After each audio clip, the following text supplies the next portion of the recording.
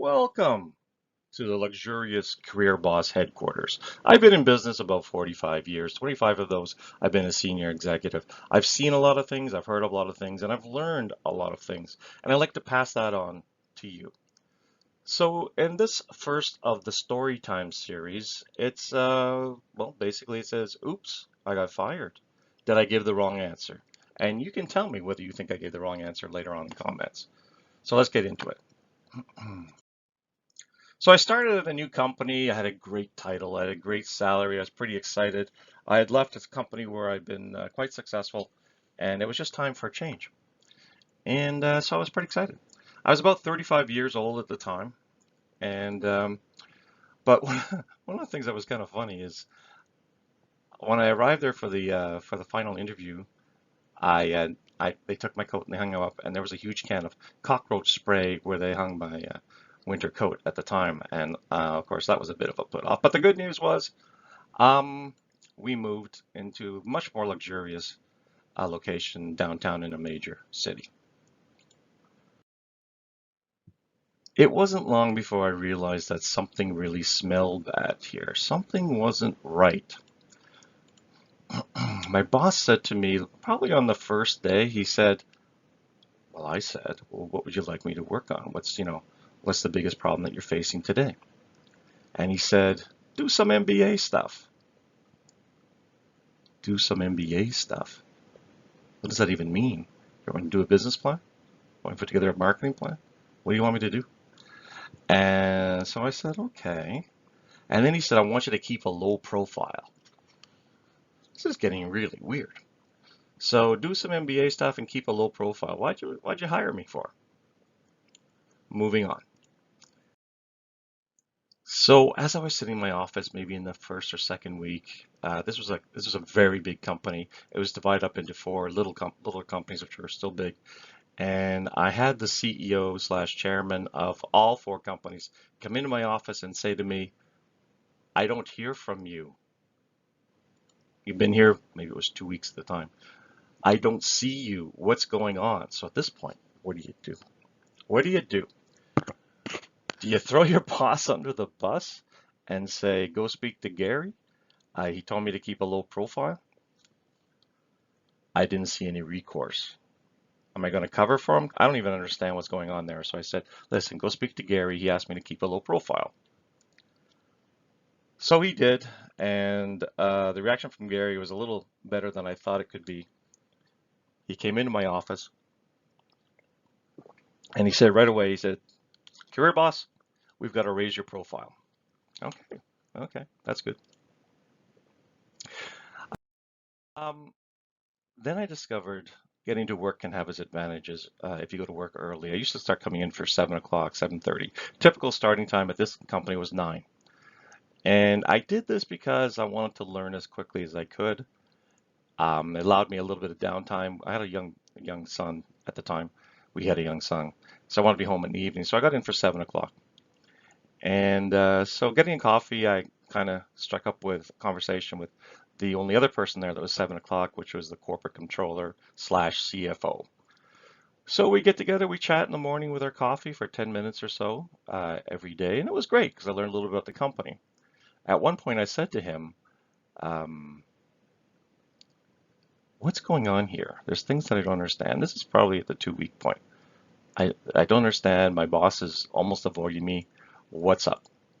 He said to me the worst news I could possibly hear. My my my heart sunk. He said, you've got the worst job possible. He didn't stop there. He said he will take credit for everything you do. That's Gary, my boss. It's okay. I've been used to that before. He was forced to hire you. All right.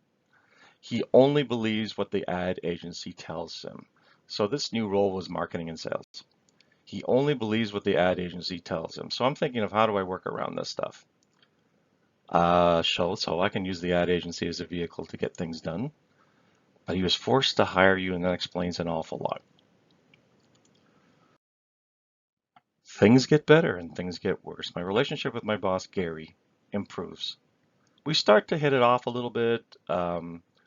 We put together some corporate events. and we get going on the marketing side, and it's kind of okay.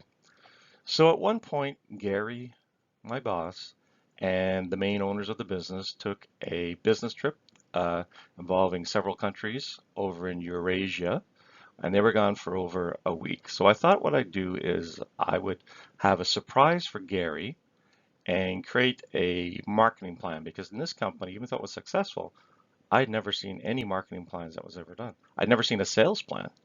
And so now I get a chance to do some MBA stuff.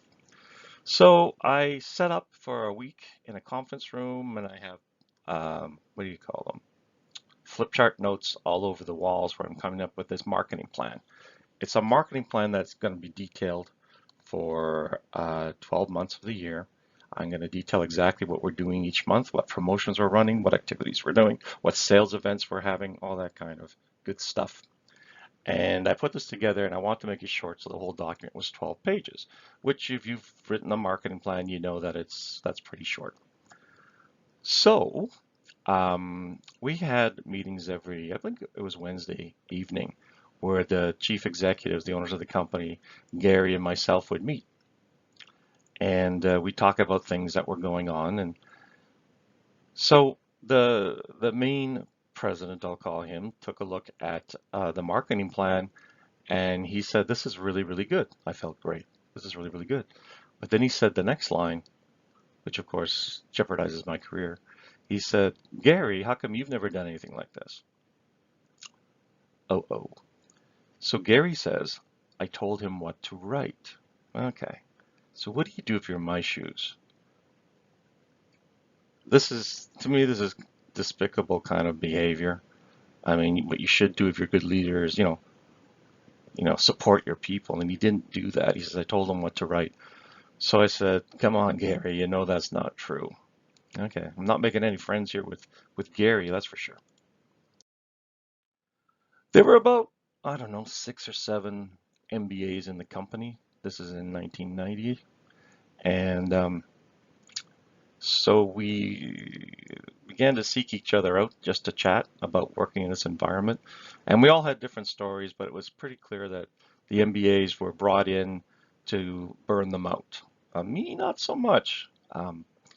As you remember from the title, that's not exactly what happened to me. But the joke amongst the MBAs was that Maalox, that heartburn relief stuff, was the breakfast of champions, and I thought that was kind of cute. So I'm in my office, 7 o'clock in the morning, and the corporate controller slash CFO comes in, have a quick chat, and he just simply steps in the doorway and he said, "Career, boss, um,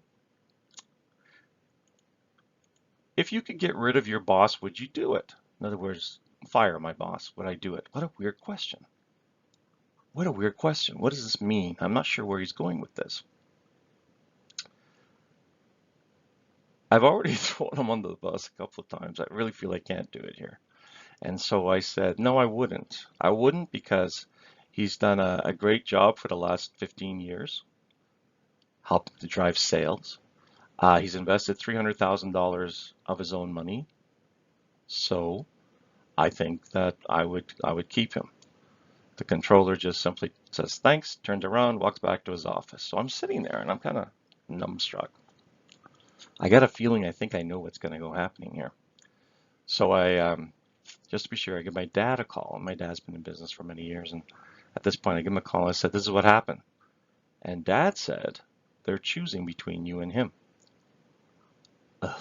Okay. So did I give the wrong answer? It seems like I did. So I was terminated. They said it was a restructuring. So Gary had the pleasure of letting me go. But I had a real mixture of feelings at this point. I was well liked by the main owner, and that's why he had that question asked of me in the morning, but obviously not well liked enough. I'd never been fired before, so it was a little bit of a stigma for me. Even though they said reorganize, I know what happened. I had a mixture of fear and relief. I felt fear because I didn't know what I was going to do next, because this never happened. And I'd always have fantastic reviews in companies, so this is completely foreign to me. But I did feel relief because I didn't enjoy working there. It was an environment that was, well, first of all, hard to figure out. I had a boss who was all over the place, and it just wasn't feeling like a great fit for me. Again, sometimes the money isn't worth it when you switch jobs. So what I did was right away get home, told my wife. I think our son was like 1 year old at the time, and I told her how I felt. I said, I'm feeling a bit of relief here, which is weird, but we're going to have to take some action. We had to cut expenses, and we had to cut them quickly. I had to get on the job hunt immediately, and one of the things that helped me out was I started working out like crazy. I wore out like, you might not know what this is. It's a cross-country ski machine. I used it so much and so long that I wore the darn thing out, and but I had to get over this somehow. But the question I have for you, well, the first one is, did I say the wrong thing? Apparently. But the question was I have for you is, do you think they asked Gary the same question? Would you get rid of Career Boss? Let me know, and thanks for listening.